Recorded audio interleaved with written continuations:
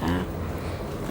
Eu estava ali orando na hora que estava tocando a música e me veio forte para falar, que a gente estava falando, escutando a música falando do sacrifício de Cristo, né? Os pregos nas mãos, nos pés, né? E os mentores falam aqui o tempo todo que Jesus não foi compreendido. A incompreensão do ministério dele foi muito grande.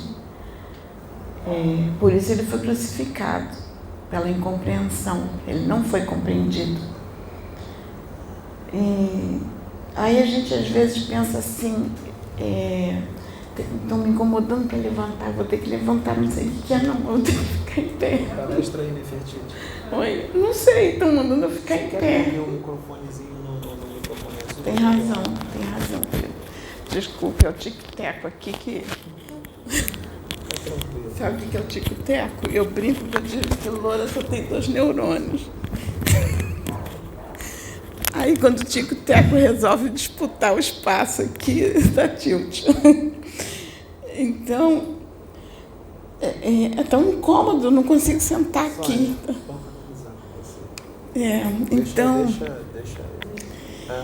Então, ele não foi compreendido, não foi. E continua não sendo compreendido. Só que teve uma evolução? Sim, teve. Quando a gente fala em processo evolutivo, teve uma evolução. Porque na época de Jesus, por ele não ter sido compreendido, ele foi crucificado. Tiraram a vida dele, ele ficou preso na cruz com os pregos. Ele foi crucificado. Aí quando a gente pensa em termos de humanidade daquela época para agora, que era uma humanidade muito mais belicosa do que é hoje, houve uma evolução. Muitas pessoas mudaram. A belicosidade reduziu um pouquinho. O amor floresceu um pouco. Nós temos muitas pessoas com grande amor no coração. A gente vê quantos ministérios, né, que resgatando vidas. Eu estou me referindo a todas as religiões, eu não estou falando só da minha. Eu falo ministério porque eu digo que é ministério com Deus, não está ligado à religião, tá? São os ministérios que nós adotamos, nós aceitamos e que a gente vem para a Terra para cumprir. Podemos usar também a palavra missão, mas eu prefiro usar o ministério. Então, a gente vem para cumprir. E a gente vê na história da humanidade quantos se destacaram para o bem, quantos foram trucidados, foram mortos nessa prática do amor, na prática do bem, e vem por aí afora. Só que nós estamos agora numa época que muitos desses ministérios, eles conseguiram concluir, foram até o final, vamos colocar assim, fizeram uma prática do bem belíssima, um amor imenso pelas vidas. Eles foram crucificados? Sim, mas conseguiram ir até o final, não foi interrompida a vida deles, né? Poucos foram, vamos colocar nessas épocas mais atuais. Aí nós temos exemplos de grandes destaques em todas as religiões que conseguiram cumprir com o seu ministério até o final e com louvor, né? Fizeram belíssimos trabalhos e deixaram aí a continuidade do trabalho.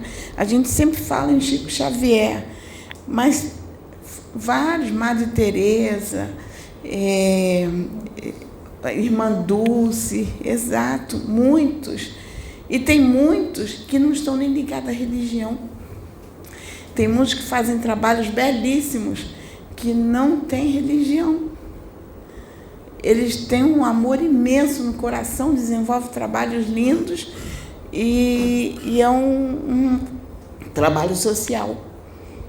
Só que, às vezes, a gente não visualiza porque não está ligado a nenhuma corrente religiosa. aí a gente não consegue identificar o trabalho, mas tem muitos assim, né?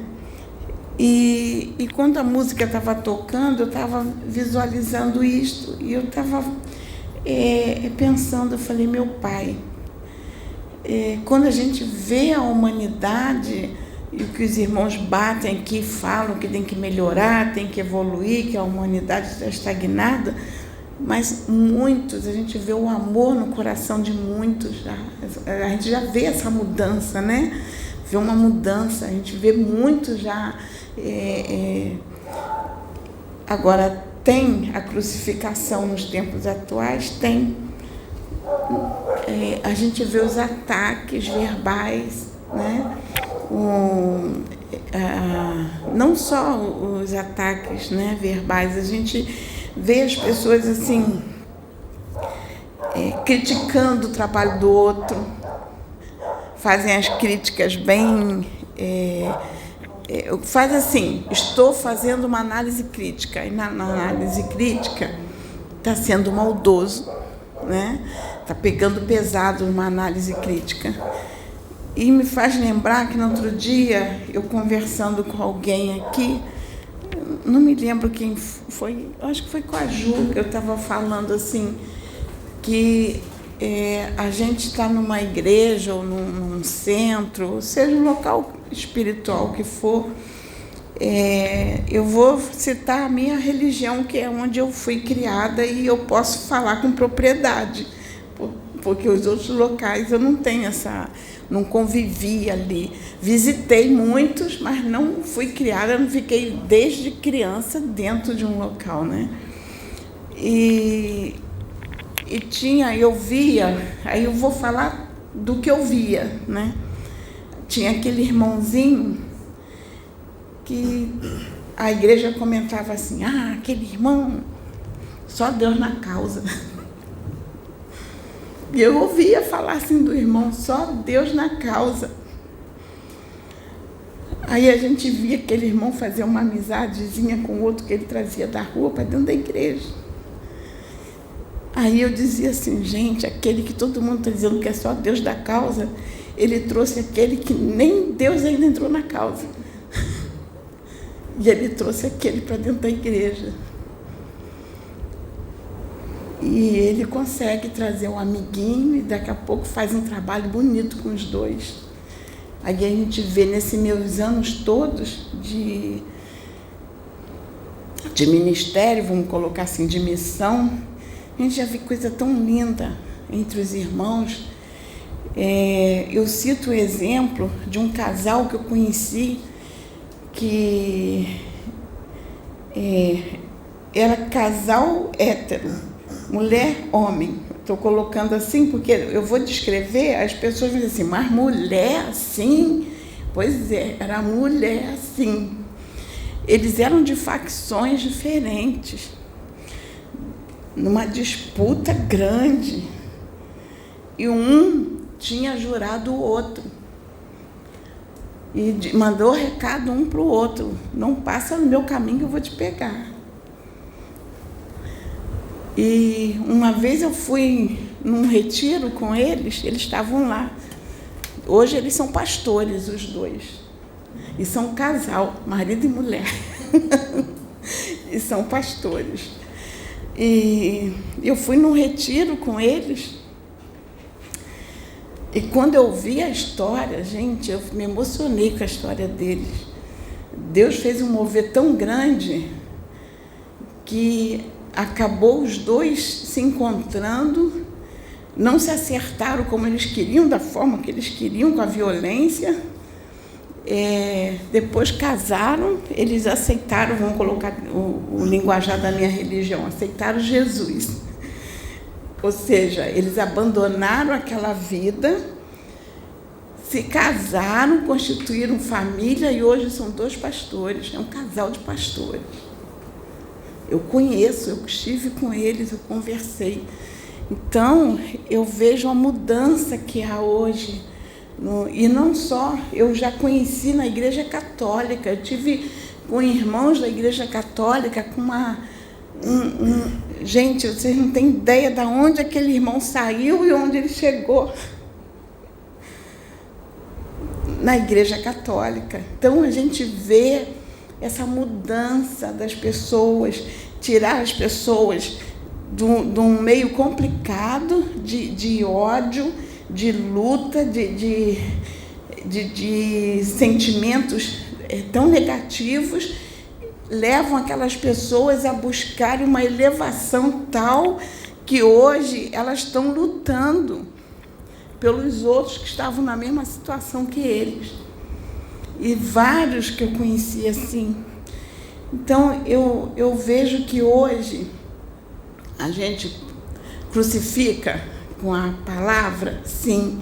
Por isso que nós temos que ter muita atenção, porque a gente, com uma palavra, a gente pode jogar dezenas de irmãos de volta para onde saíram. Só com uma palavra a gente joga muitos lá. 10 palavras não tiram. Então a gente tem que pensar muito. Eu me lembro uma vez que eu fui pregar numa igreja, e isso me marcou muito. Sabrina foi comigo. Sabrina, nessa época, ela cantava, e ela foi cantar nessa igreja. Ela foi comigo, eu fui pregar, ela foi cantar. E foi interessante que foi assim, o irmão me pediu e ele falou: irmã, é Semana da Família e a pregadora não pode vir, eu preciso da ajuda, o irmão me socorre. Eu era a única que podia socorrer naquele dia. Eu falei: tá, vou sim. E eu preparei, eu falei assim: meu Deus, vou falar. Ele quer que fale sobre a família. E eu falei: mas o que eu vou falar sobre a família? Eu tenho que preparar algo. E eu comecei a pensar no que escrever. E aí eu me lembro que eu peguei a oração de São Francisco de Assis. Eu não peguei nenhuma passagem na Bíblia, eu fui lá na oração de São Francisco de Assis. Eu falei: vai ser nesta oração que eu vou trazer a pregação. Esse aqui, mas uma oração católica, você vai levar para dentro da igreja evangélica e pregar em cima desta oração? Eu falei: é o que eu vou fazer. Porque isso é Deus. Ele foi um instrumento de Deus, por que eu que tenho que... Ele foi instrumento de Deus. E eu peguei e levei. E na hora a pregação começou a vir. E eu falei assim: meu pai, tu me capacita, porque eu não preparei nada não. Só estou levando a oração e vou em cima da oração. E tu vai me capacitar. E chegou lá, vinha, e eu falava da família cristã. Aquela família, né, que está buscando a Cristo, que quer se consagrar a Cristo, né? A família cristã. E a gente sabe que a família cristã está em várias religiões. E eu trazia os contextos, eu falava assim: isso é família cristã, meus irmãos. E eu dizia: olha a falta de amor dentro de casa. É aquele que chega em casa, o marido, que é o chefe da família, o cabeça, né? Aí a prole, a esposa, 2 filhos, vamos colocar assim, a prole, chega em casa, olha e diz assim: assim não dá. Um só a ganhar, 4 a gastar, não dá. Isso não dá para manter, não dá. E aí reclama, né? Porque não quer ver a necessidade daqueles que estão dentro de casa. E aqueles que estão dentro de casa também não querem ver a necessidade daquele que é o cabeça da família. Porque cada um tem as suas vontades. Então, a gente vê o que é isso? É sacrificar o Cristo. Então, vamos levar para esse lado, é sacrificar Cristo, é.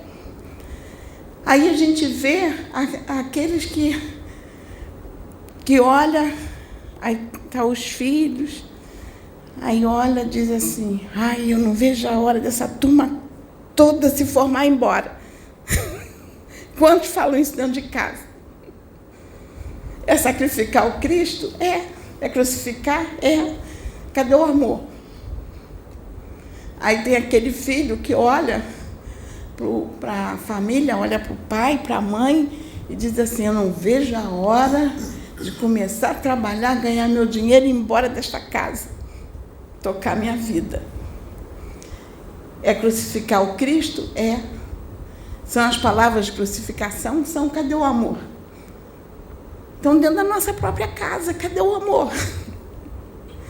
E eu, quando eu comecei, eu não estou trazendo toda a pregação, que eu não lembro dela toda, estou trazendo um pedacinho, e foi longa. E eu só via as senhoras assim, ó. Eu via os senhores assim, levantando a cabeça, e eu dizia assim: Pai, isso está dando nó na cabeça das pessoas, porque eu pedi, e eu trazendo a oração de São Francisco. Consolar que ser consolado, dar mais do que receber, porque isso a gente tem que colocar dentro de casa. Tem que praticar dentro de casa. E é difícil. É difícil. Praticar isso dentro de casa é difícil. Porque uma vez alguém quase avançou em cima de mim, porque eu disse que os maiores inimigos estavam dentro das suas próprias casas. Aí a pessoa: não é possível. Eu falei: sim, é. Quer coisa pior do que o marido e a mulher? São inimigos. Quando eu falei assim, porque são, muitas das vezes são inimigos do passado, tem que conviver, tem que se acertar. Então você tem inimigos dentro de casa e tem que conviver com amor. É a mãe,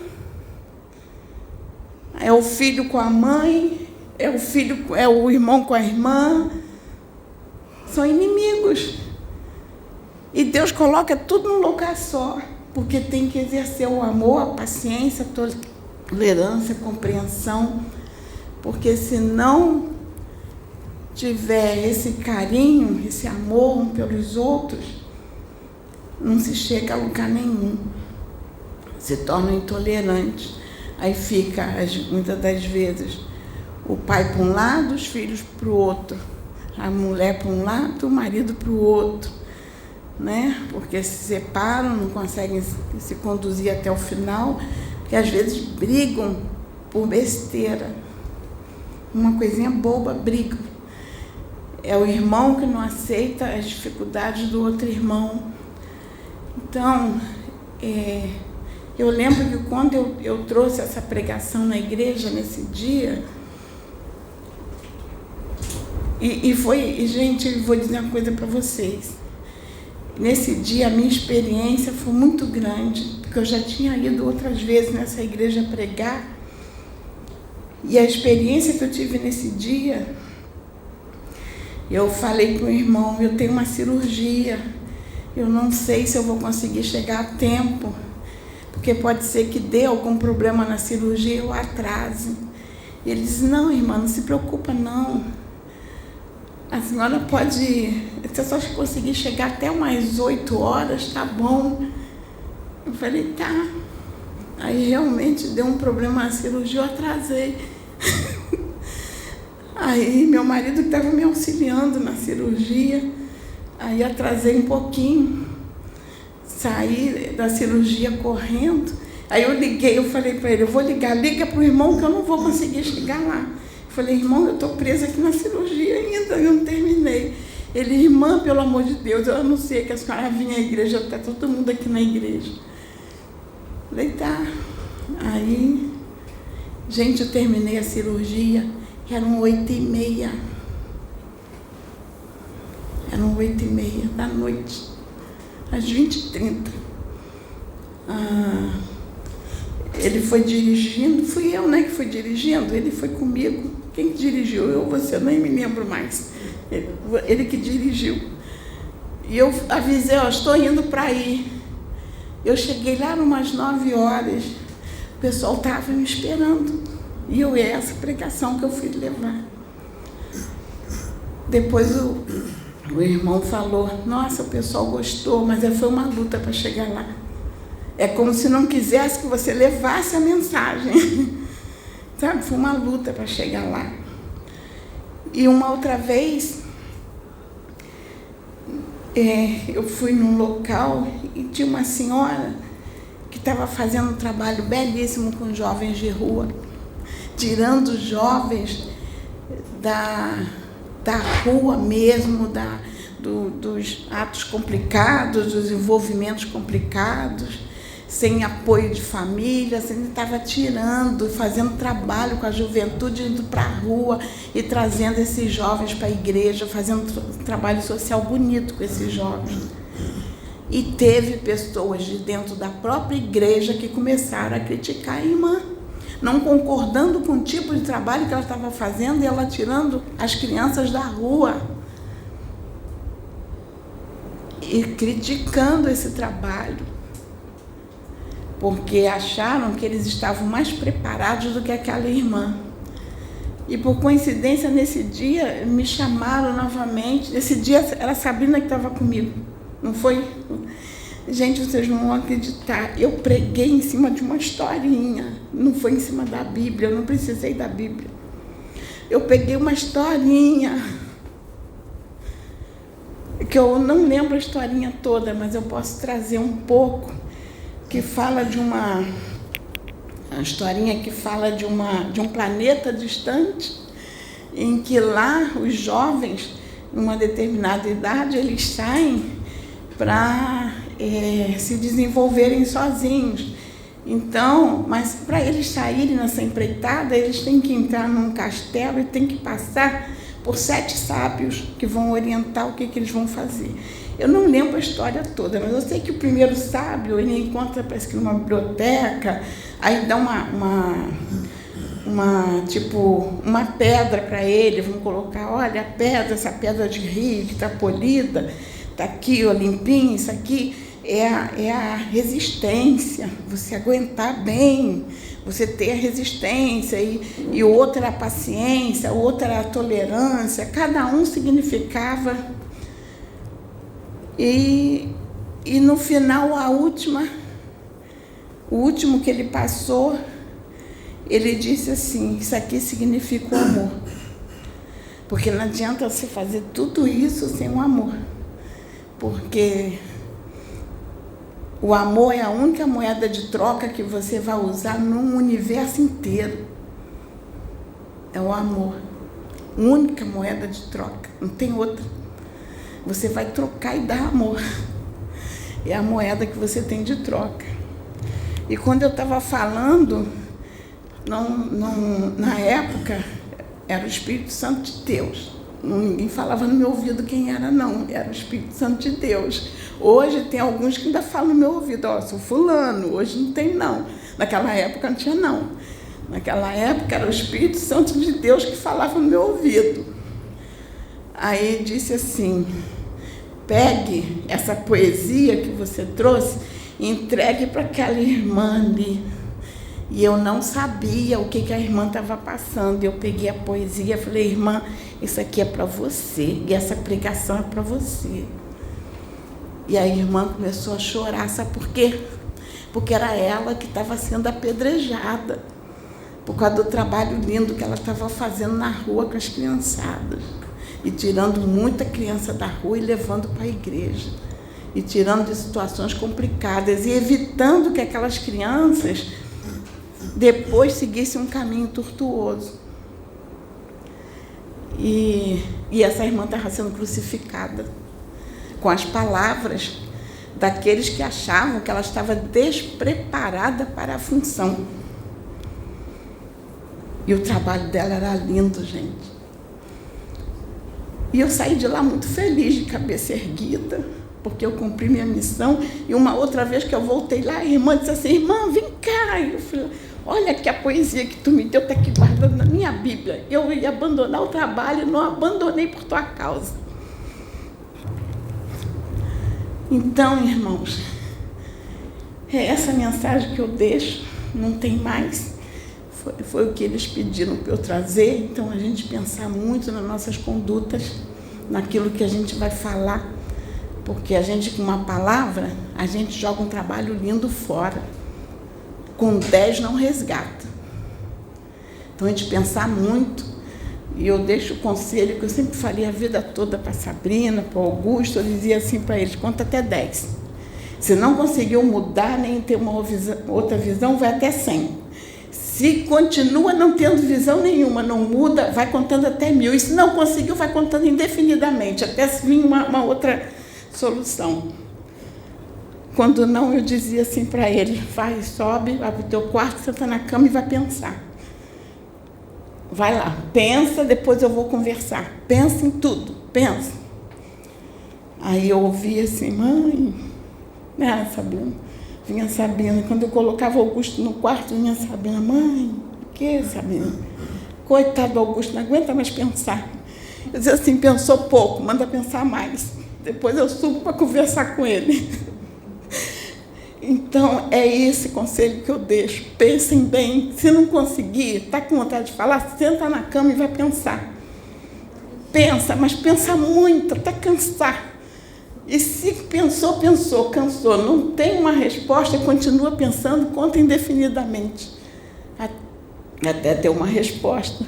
Acredito que essa prática aqui em casa deu certo, porque ela pensou muito, está ali. Então, acredito que muitos também estarão. Então, gente, eu deixo essa mensagem para todos e que Deus possa nos abençoar. Amém.